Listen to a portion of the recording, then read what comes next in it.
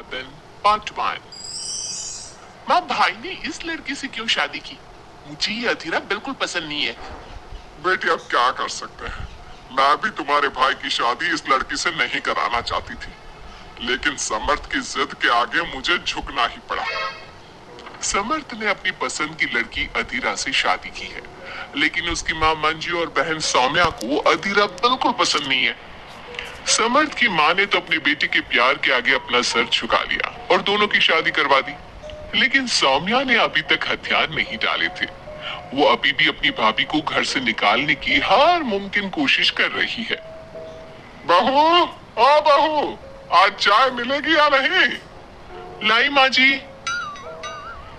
एक तो समर्थ भी न जाने कहां से इस लड़की को पकड़ कर ले आया है। हर काम ऐसे करती है मानो हाथों में मेहंदी लगी हो। लीजिए माँ जी चाय। अच्छा तो ले आई तो चाय।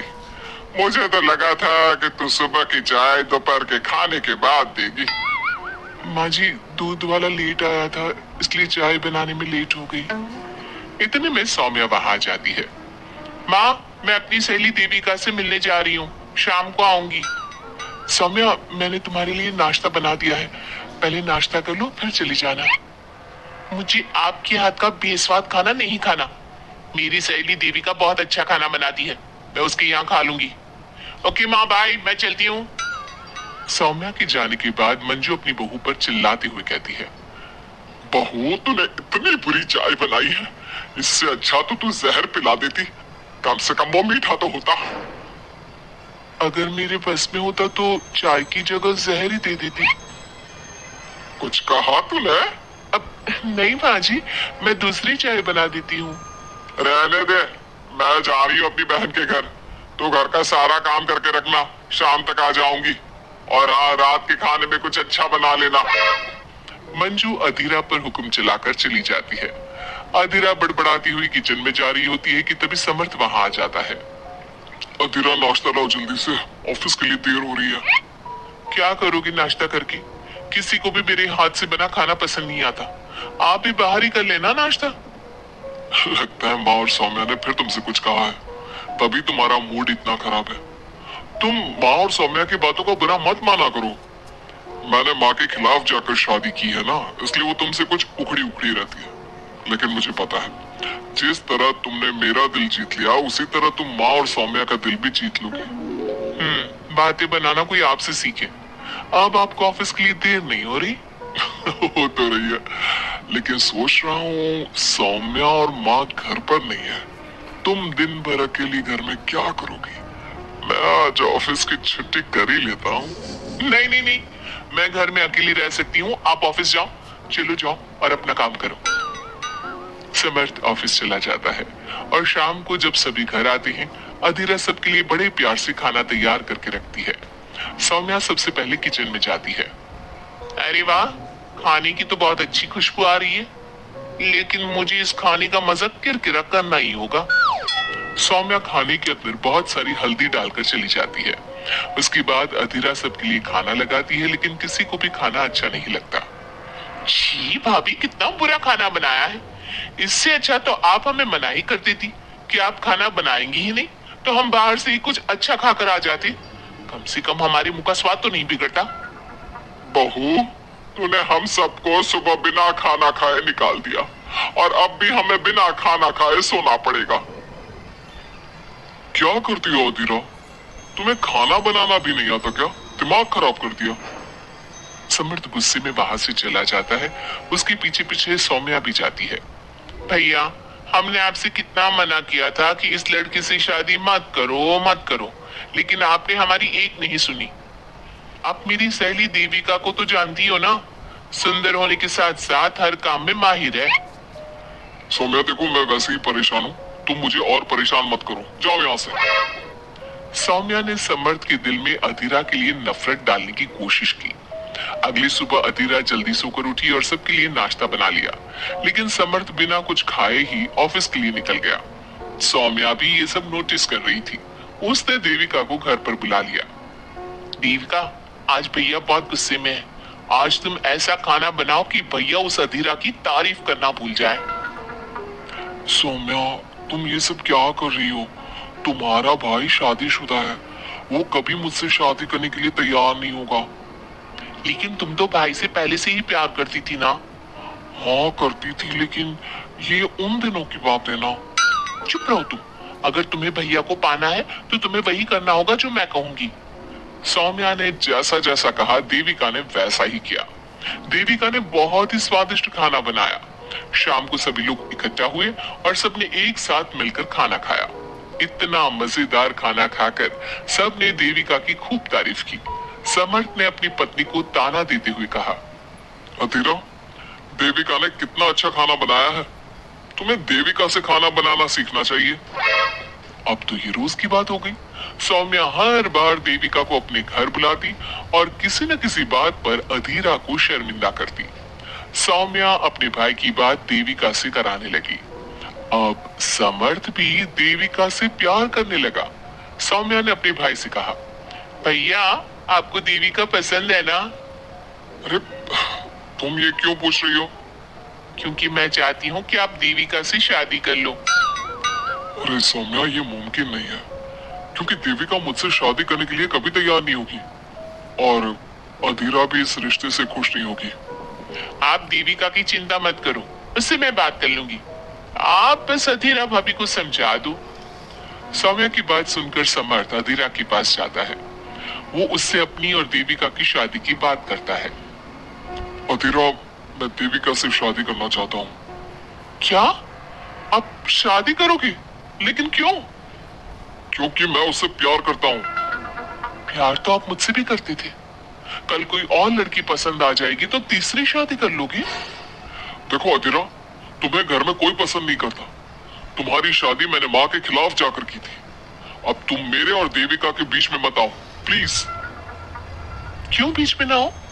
मैं ये शादी नहीं होने दूंगी, आप चाहे कुछ भी कहो। अधीरा के लाख विरोध के बावजूद भी सौम्या और मंजू ने समर्थ की शादी देविका से करवा दी। आखिरकार सौम्या अपनी भाभी की सौतन ले ही आई।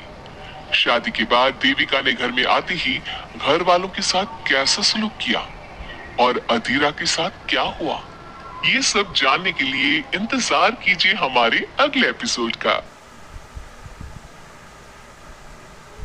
कि जाने माने बिल्डर और काफी पैसे वाले थे। गांव से निकले गुड़िया के पिता ने खूब मेहनत से पैसा कमाया था। उनकी 2 बेटे और 2 बेटी थी। बड़ी की शादी उन्होंने खूब बड़े परिवार में की थी।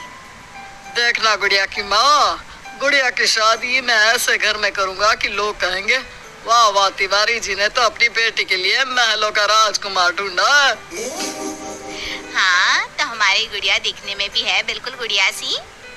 तभी गुड़िया की भाभी वहाँ आ जाती है। बस दिखने में ही गुड़िया जैसी है, लेकिन जबान तो पूरी 100 गज की बूढ़ी अम्मा जैसी है।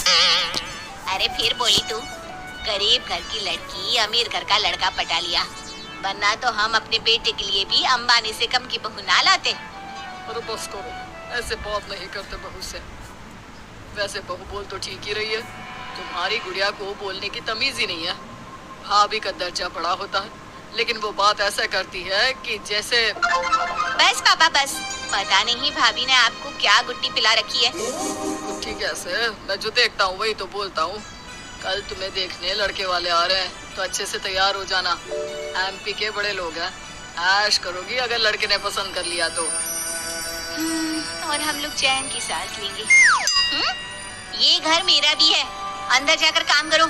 मुझे अपने मम्मी पापा से जरूरी बात करनी है जो मैं आपके सामने नहीं करना चाहती। भाभी पैर पटकती अंदर चली जाती है, लेकिन उसके कान गुड़िया के पास ही होते हैं। देखिए पापा, शादी तो हम नवीन से ही करेंगे। क्या है ना कि वो पसंद है हमें। अब ये नया किरदार कहाँ से आ गया? क्यों गुड़िया के माँ, नजर नहीं रखी जाती क्या बेटी पर? अरे माँ है हम, कैमरा नहीं जो 24 घंटे रिकॉर्डिंग मोड में ऑन रहेंगे। और हाँ, ये नवीन कौन है? कितने करोड़ का टर्नओवर है? देखो अम्मा, साफ साफ बता रहे हैं। वो क्या है ना, हमको पता नहीं है कि क्या है कैसा है। कल बुला देते हैं, खुद ही बात कर लेना। अगले दिन नवीन पीली पैंट और लाल शर्ट में चिपके बाल बनाकर गुड़िया के घर आता है। वाह भाई वाह, अरे ये सोफे का कितना बड़ा गुदगुदा है। 10 ही गए हम तो पूरा अंदर। तभी वहाँ नौकर पानी लेकर आता है। सर, आप चाय लेंगे या कॉफी? अरे होने वाले दामाद हैं हम, समझे? चाय कॉफी नहीं, सीधा खाना पूछो। वैसे एक काम करो, वो काजू होता है ना, उसको जरा देसी घी में अच्छे से तल कर ला दो, ठीक है? हाँ, और हाँ, बादाम को पीस कर दूध में उबाल कर वो भी ले आओ साथ में, ठीक है? जी बोलिए, तो साथ में सोने का बिस्कुट भी ले आऊं? नवीन समझ जाता है कि नौकर उसकी फिरकी ले रहा है। अरे हट, से जान दे, और जो बोला है वो पहले लेकर आ। नौकर के जाने के बाद नवीन पूरे घर को ध्यान से देखता है। सोने का बिस्किट भी हम लेंगे, लेकिन वो भी सोने की ईंट के साथ। तभी गुड़िया के पापा आ जाते हैं। तो तुम हो नवीन, क्या करते हो वैसे? एक काम कर दो, ऐसा है ना ससुर जी, जैसे ही शादी होगी आप जो 8-10 लाख हम पर न्योछावर करेंगे ना, हम उसी से कोई बिजनेस भी खोल लेंगे। गुड़िया को बिठाएंगे काउंटर पर और हम देखेंगे मार्केट सन्नस है, क्या समझे? बड़ा लोकल हो तुम, ये बोली कैसी बोल रहे हो? अरे पापा कुछ नहीं, मजाक कर रहा है। ये इंग्लिश इतनी अच्छी बोलता है कि समझो अंग्रेज भी शर्मा जाए। आपका टेस्ट ले रहा है पापा? ना ना, मैं फेल भी हो जाऊं इस टेस्ट में तो कोई प्रॉब्लम नहीं है, लेकिन इस लड़के से तेरी शादी कतई नहीं होने दूंगा। टक से बोलता है ये बुड्ढा, तो टक से। सुन, भाग कर शादी कर लेंगे तो क्या कर लेंगे? अच्छा रुको ना, मैं जल्दी से 2 कपड़े बांध कर ले आती हूँ। हाँ, और वो माँ के गहने भी। कौन से वाले, हीरे वाले या सोने वाले? मिक्स कर देना, देख लेंगे। और हाँ, नीचे खड़े हैं हम फटफटिया लेकर, स्टार्ट कर रहे हैं, जल्दी से आ जाओ, ठीक है? ओके, अभी आते हैं हम। बस बस, बहुत नाटक हो गया तुम दोनों का। तो रिश्ता पक्का समझे ना? हाँ हाँ, बस भागना मत, नाक कट जाएगी मेरी। तभी वहाँ भाभी आ जाती है, हाथ में मिठाई की थाली लेकर। लीजिए, मुंह मीठा कर लीजिए। इतनी सुंदर नाकरानी रखी है। ये नाकरानी नहीं, भाभी है मेरी। वो पर्दा दिख रहा है ना, उसी के पीछे रहती है ज्यादातर। बाकी उनका रूम तो ऊपर के फ्लोर पर है। पर्दे के पीछे क्यों? अरे वहाँ से इनका अपना ब्रॉडकास्ट चैनल चलता है ना। कौन आया, कौन गया, किसने क्या बात की, इसकी सारी रिपोर्टिंग पूरे दिन करके रात में ये हमारे घर का बुलेटिन टेलीकास्ट करती है। तुम्हारा हो गया क्या? तो ये लो, मिठाई खा लो। खैर, गुड़िया की शादी हो जाती है नवीन से। शादी के बाद गुड़िया नवीन के घर आती है। अरे यार, कहाँ ले आए? अपने घर कब ले चलोगे? अरे यही तो घर है हमारा, किराए का, और कहाँ ले जाएंगे तुमको? ना ना ना ना, इस छोटे से घर में मैं नहीं रह पाऊंगी। मुझे तो बड़े मकान की आदत है। सही आदत है बिटिया। अरे हम तो बोल रहे हैं, आदत के साथ कोई कॉम्प्रोमाइज नहीं करना चाहिए। जाओ, कल जाओ अपने पिताजी के पास और उन्हें अपनी समस्या बताओ। अरे तिवारी बिल्डर का तो नाम चलता है, दुनिया को घर दिलाते हैं, अपनी बेटी को कैसे छोड़ देंगे इस छोटे से घर में? होता भी वही है। गुड़िया के पापा उसे एक मकान ले देते हैं। देखिए पापा जी, आपने गुड़िया दीदी को शादी में लाखों दे दिए, मैंने कुछ नहीं कहा। आपकी बेटी है, लेकिन ये तो रुकने का नाम ही नहीं ले रही। अब घर भी ले लिया। अरे कितना देना है, कब तक देना है? तेरे पेट में क्यों दर्द हो रहा है? मेरी बेटी है, जितना चाहेगी, जितना मांगेगी उतना दूंगी।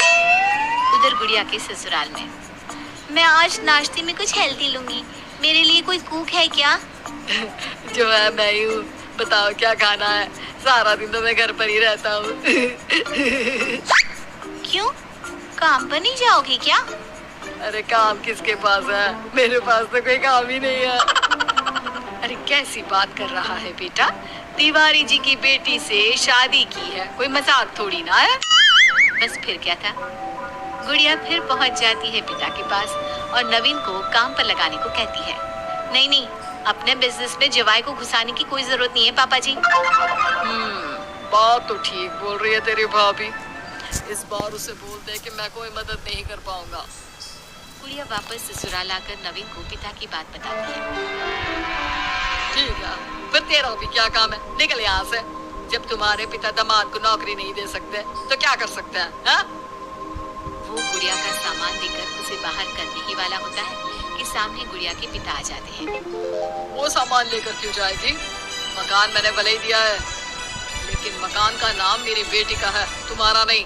तो सामान के साथ अपनी बूढ़ी माँ को उठाओ और निकलो यहाँ से। कैसी बात कर रहे हैं ससुर जी? मैं तो मजाक कर रहा था। अब तो बड़े मकान में रहने की आदत हो गई है समधी जी। देखिए अभी तो मैं जा रहा हूँ, लेकिन शादी में जो कैश दिया था उसका सारा हिसाब लेकर कल दफ्तर में आ जाना। और हाँ, मेरी बेटी को जरा सी प्रॉब्लम हुई तो कहते हैं ना कि सीधी उंगली से ना निकले तो उंगली टेढ़ी कर लेनी चाहिए। मैंने सुना कि कावेरी जी अपनी तीनों बेटियों ईशा, मोहिनी और सुहाना की शादी 3 घर जमाई लड़कों के साथ करवा देती है। उन्हें लगता है कि ये लड़के शायद घर का कामकाज संभाल लेंगे, लेकिन उनके तीनों घर जमाई बहुत आलसी थे। वो नौकरी भी नहीं करते थे और बाहर का काम भी नहीं। कावेरी जी ने अपनी बेटियों से कहा कि वो प्रेगनेंसी का बहाना बनाकर अपने पतियों को सबक सिखाए। अब सुनिए आगे। मम्मी, आपने जैसा कहा था हमने वैसा ही किया, लेकिन देखिए ना, विवेक का हाल तो वैसा का वैसा ही है। घर में ना सुबह का नाश्ता बनता है और ना खाना। नौकरी पर जाने की बात करूं तो खाने को दौड़ते हैं मुझे। हाँ मम्मी, मैंने भी सुमित को कितनी बार कहा कि अगर नौकरी नहीं करनी तो कोई छोटी सी दुकान ही खोल लो। घर का खर्चा कैसे चलेगा? देखो दोपहर के 12 बजने आए और जनाब अभी तक सो रहे हैं। हाँ मम्मी, ईशा और सुहाना ठीक कहती हैं। अविनाश का भी यही हाल है। जब मैंने अपनी प्रेगनेंसी के बारे में कहा तो मुझसे कहने लगा, अरे दूसरी लड़कियां तो 9-9 महीने तक नौकरी करती है, बस डिलीवरी के टाइम छुट्टी लेती है। मोहिनी, तुम भी नौकरी करो। अब मुझे कहाँ नौकरी मिलेगी? मम्मी बताओ अब मैं क्या करूं? हे भगवान, क्या सोचकर घर जमाई दामाद लाई थी मैं कि मेरी बेटियां मेरे पास रहेंगी और खुश रहेंगी, लेकिन इन आलसी दामादों ने तो हमारी जिंदगी को भी प्रॉब्लम में डाल दिया है। मैं तो कहती हूँ मम्मी, हम लोग वापस अपनी जॉब पर जाना शुरू कर देते हैं। बता देते हैं इन लोगों को कि हमने प्रेगनेंसी का बहाना किया है। नहीं नहीं बेटा, ऐसी गलती भी मत करना। अगर तुमने ऐसा किया तो इन तीनों की आदत और खराब हो जाएगी। अरे आज नहीं तो कल कभी तो तुम प्रेग्नेंट होगी, तब वापस यही प्रॉब्लम आएगी। तब क्या करोगी तुम तीनों? हाँ मम्मी, आपकी बात तो बिल्कुल सही है। इन लोगों को तो सुधारना ही पड़ेगा। लेकिन कैसे? अपने बच्चों के आने की खबर सुनकर भी इन लोगों पर कोई असर नहीं हो रहा। पैसे कमाने के लिए घर से बाहर निकलना ही नहीं चाहते ये तीनों। अब मेरे दिमाग में एक प्लान आया है। तुम तीनों चिंता मत करो, उन तीनों को बुलाओ, फिर मैं बात करती हूँ। थोड़ी देर बाद कावेरी जी अपने तीनों दामादों को सामने बुलाकर अपनी बात कहना शुरू करती हैं। अविनाश, सुमित और विवेक, देखो बेटा, मैं ना तुम तीनों से बड़ा प्यार करती हूँ, इसीलिए तो तुम्हें घर जमाई बनाकर रखा है मैंने। अरे मम्मी जी, सीधे सीधे कहिए ना, क्या बात है? प्यार तो हम भी आपको बहुत करते हैं। अरे मम्मी जी, आपकी इज्जत भी बहुत करते हैं। अरे भैया, आपकी जैसी सास और कमाने वाली बीवी सबको मिलती है क्या? हाँ मम्मी, विवेक और सुमित ठीक कह रहे हैं। आपकी बेटी से शादी करके मेरी तो जिंदगी ही अच्छी हो गई है। जानती हूँ मैं, और ये भी जानती हूँ कि तुम तीनों अपनी अपनी बीवियों से बहुत प्यार करते हो। बेटा, बात ऐसी है कि हमारे कुल गुरु ने कहा है कि प्रेग्नेंट होने के बाद मेरी तीनों बेटियां शुरू के 4 महीने हमारे गांव में जाकर रहेगी, जहां मेरे चाचा जी रहते हैं। अरे लेकिन क्यों मम्मी, गांव में जाकर रहने की क्या जरूरत है इन तीनों को? वो क्या है ना बेटा, हमारे परिवार को एक श्राप है। अगर मेरी बेटियों ने यहाँ पर बच्चा पैदा करने की कोशिश की तो उनके बच्चों को कुछ भी हो सकता है। इसलिए अब से लेकर 4 महीने पूरे होने तक इन्हें गांव वाले घर में रहना पड़ेगा। हाँ, तो इसमें प्रॉब्लम क्या है मम्मी जी? हम भी वहां जाकर रहेंगे, पिकनिक मनाएंगे। अरे भाई, बीवी जहाँ हम भी वहाँ। हाँ यार, आइडिया तो बहुत अच्छा है। शहर की जिंदगी में रह रहकर परेशान हो चुके हैं, अब कुछ दिन गांव में बिताएंगे। तुम लोग समझने की कोशिश क्यों नहीं करते? तुम में से कोई भी वहां नहीं जा सकता, और मैं यहाँ रहूंगी ना तुम तीनों के साथ। 4 महीने की तो बात है, उसके बाद ये तीनों ही लौट कर आ जाएंगी। ठीक है मम्मी जी, अब हमारे बच्चों का सवाल है तो ये तो करना ही पड़ेगा। कावेरी अपनी तीनों बेटियों को कुछ दिन के लिए घर से बाहर कहीं दूसरे शहर में रहने के लिए भेज देती है। कुछ दिनों के बाद अरे मम्मी जी बहुत दिन से पिज्जा नहीं खाया, मंगवाइए ना। क्या बताऊं बेटा, पहले तो बेटियां खर्चा दे देती थी क्योंकि उनकी नौकरी थी, लेकिन अब तो मेरे पास पैसे ही नहीं बचे। थोड़े बहुत पैसे हैं जो बच्चों की डिलीवरी में काम आएंगे। लेकिन मम्मी जी आपकी बेटियों को वापस आने में तो अभी बहुत वक्त बाकी है। वही सोच सोच कर परेशान हो रही हूँ। सोच रही हूँ कल से दूध भी बंद करवा देती हूँ। अब दूध वाले को देने के लिए पैसे भी तो नहीं है ना। अरे नहीं नहीं मम्मी जी, अगर दूध भी बंद करवा दोगी तो मुझे चाय कहाँ से मिलेगी, और चाय के बिना मैं तो मर ही जाऊंगा। क्या करूं बेटा, इसके अलावा हमारे पास कोई ऑप्शन नहीं है। मेरे पास पैसे ही नहीं बचे। इस तरह कावेरी जी धीरे धीरे अपने तीनों दामादों को पैसे देना बंद कर देती हैं और घर में खाने पीने की चीजें लाना भी बंद कर देती है।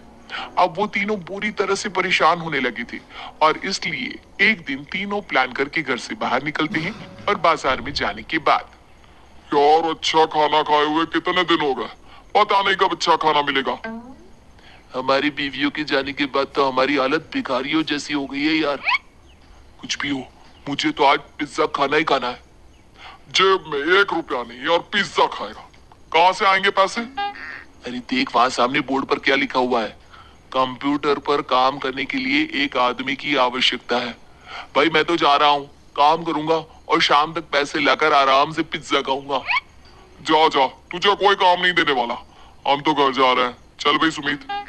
सुमित और अविनाश वहां से चली जाती हैं और विवेक उस कंप्यूटर शॉप पर सारा दिन काम करके 5,000 रुपए कमाकर घर लौट कर आता है और अपने खाने के लिए अच्छी अच्छी चीजें भी लेकर आता है। ये देखकर विवेक और सुमित के दिल में भी कुछ पैसे कमाने की इच्छा जागती है।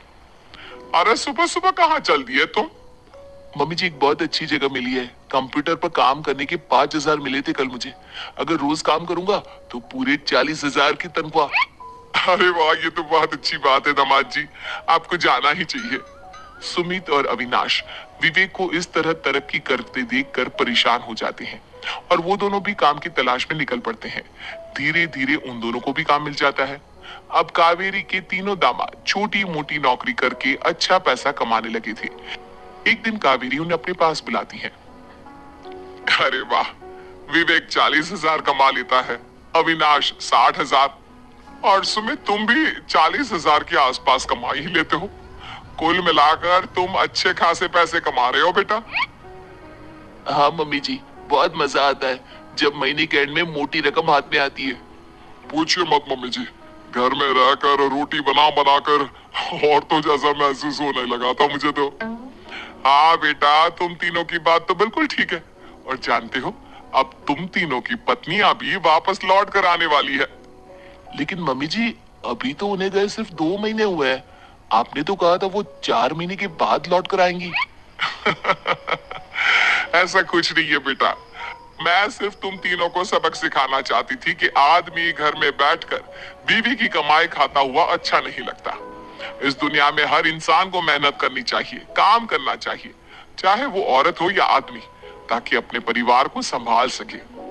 कावेरी की बात सुनकर उन तीनों को अपनी गलती का एहसास होता है और कावेरी उन्हें सच बता देती है कि ईशा, सुहाना और मोहिनी शहर में ही कहीं दूसरी जगह रह रहे थे। शाम के वक्त उन तीनों की पत्नियां लौट कर आ जाती है और कावेरी जी का परिवार एक खुशहाल परिवार की तरह रहने लगता है।